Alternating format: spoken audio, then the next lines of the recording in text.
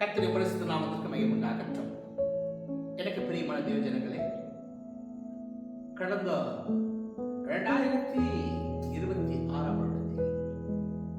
7 மாதங்கள் தேவன் நம்மை கிருபையாக வழிநடத்தினார்.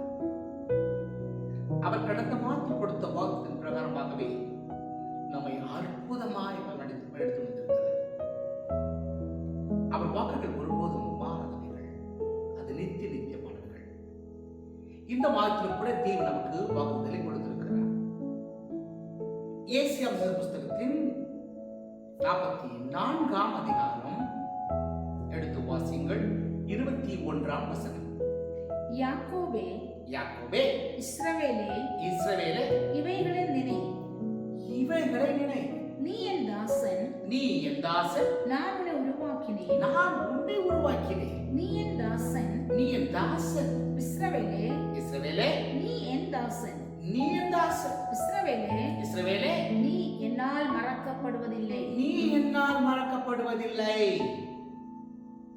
அருமையான ஆவிக்குரிய இஸ்ரவேல் ஜனங்களே, நீங்கள் தேவனால் இந்த மாதத்தில் மறக்கப்படுவதில்லை.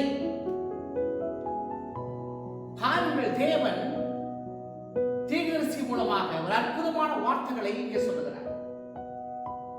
யாக்கோபே, இஸ்ரவேலே, இதை நினைத்துக்கொள். எதை நினைத்துக் கொள்ள வேண்டும்? யாக்கோபு என்றால் அதனுடைய பழைய ஜீவிதம், இஸ்ரவேல் என்றால் அவனுடைய புதிய ஜீவிதம். பழைய ஜீவிதத்திலே அவன் எத்தனை இருந்தான்? தகப்பனை ஏமாற்றினான், தன் சகோதரனை ஏமாற்றினான். அப்படிப்பட்ட எத்தனை இருந்தவனை தேவன் பார்த்து சொல்லுகிறார், நீ என்னால் மறக்கப்படுவதில்லை. இப்பொழுது இஸ்ரவேலை மாறிவிட்டார், ஆவிக்குரிய மனிதனாய் மாறிவிட்டார்.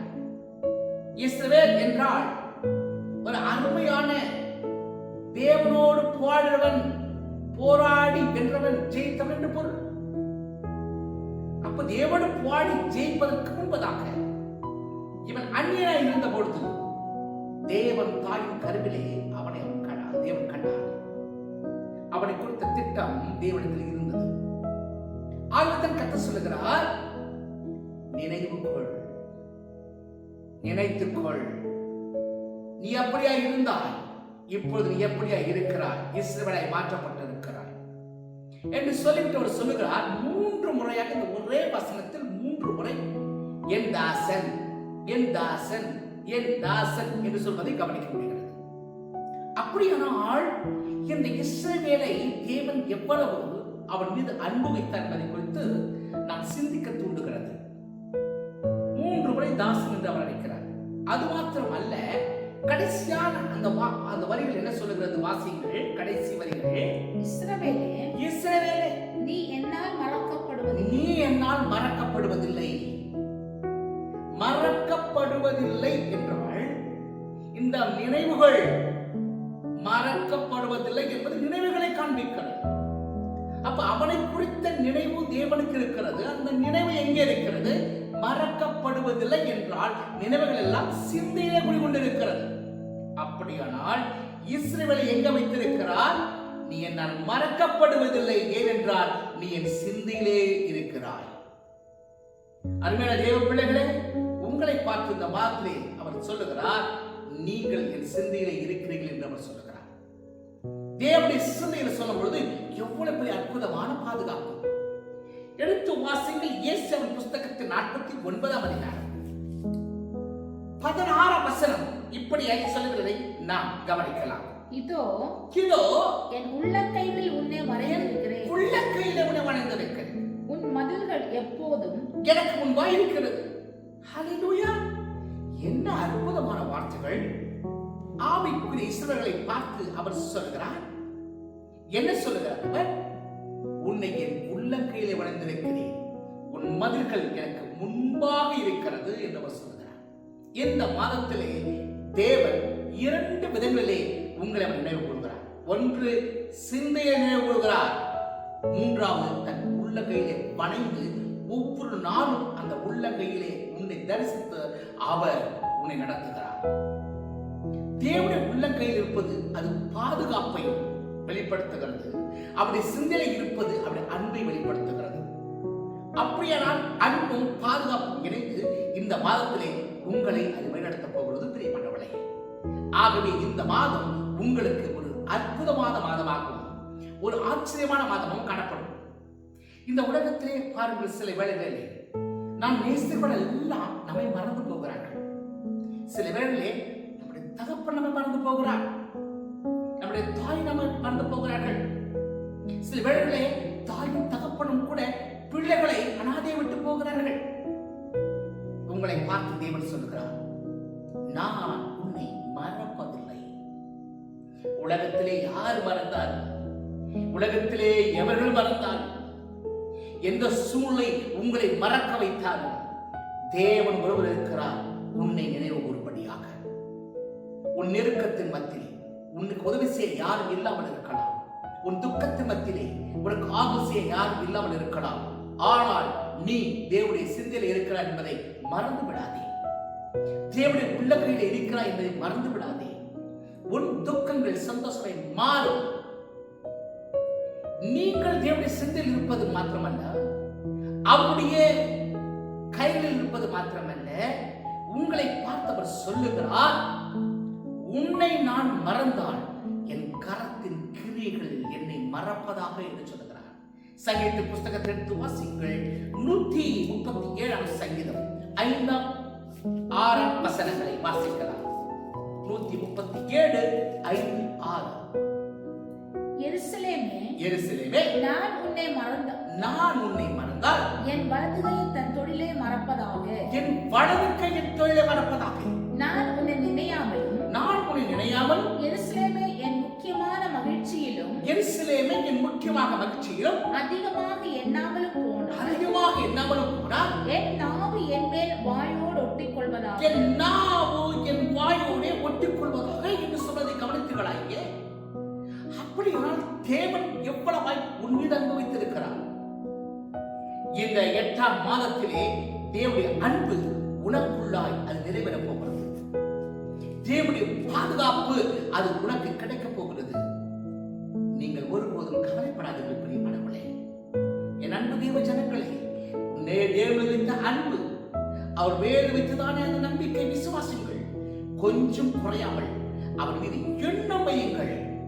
கர்த்தர் சொல்லுகிறார், 1 பேதுரு புஸ்தகத்திலே 2ஆம் அதிகாரம் எடுத்து நாம் வாசிக்கலாம். 1 பேதுரு புஸ்தகம் 2ஆம் அதிகாரம் 4ஆம் 5ஆம் வசனத்தை வாசிக்கும் பொழுது அங்கே நமக்கு தெளிவாக சொல்லப்பட்டிருக்கிறதை நாம் கவனிக்க முடிகிறது. மனுஷனால் தள்ளப்பட்டதாயினும் தேவனால் தெரிந்து கொள்ளப்பட்டது. நீங்க கவனிங்கள், இந்த உலகத்திலே தேவன் உன்னை மறப்பதில்லை.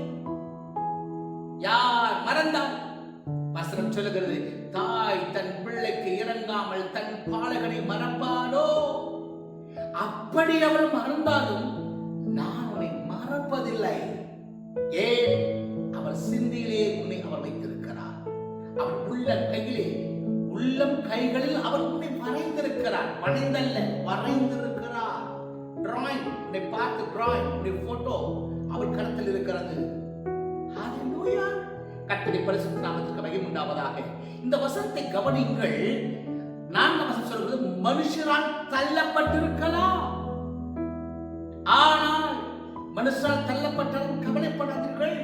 ஏனென்றால் தேவனால் நீங்கள் செய்யப்பட்டிருக்கிறீர்கள், தெரிந்து கொள்ளப்பட்டிருக்கிறீர்கள், விலையேறப்பட்டதுமாய் இருக்கிறார். ஜீவனுள்ள கல்லாகிய அவரிடத்தில் சேர்ந்தவர்களாகிய நீங்களும் ஜீவனுள்ள கற்களைப் போல கவனியுங்கள். எந்த கற்களைப் போல?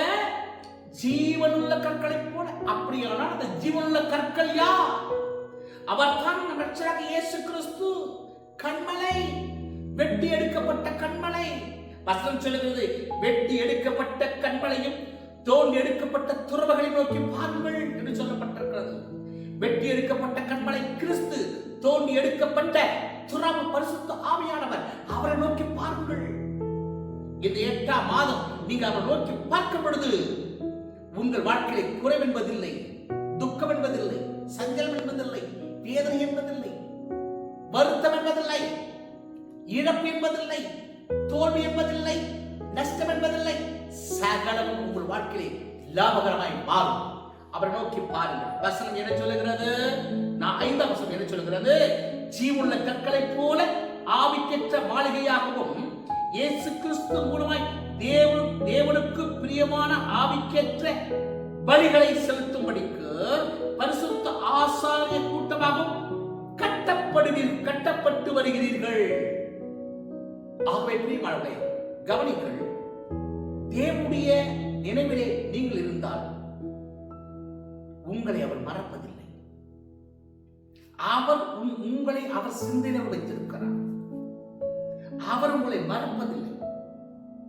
சொந்த பந்தங்களை மறக்கலாம், நீங்கள் விசுவாசித்தவர்கள் மறக்கலாம், நீங்கள் நம்பினவர்கள் மறக்கலாம். அவர் ஒருபோதும் உன்னை மறக்க மாட்டார். இந்த 8ஆம் மாதத்துல நீங்கள் நினைத்துக் கொள்ளுங்கள், உங்களை நினைக்க ஒருவர் இருக்கிறார். அவர்தான் நம்முடைய தேவன். அவர் நிச்சயமாய் உங்களை நடத்துவார்.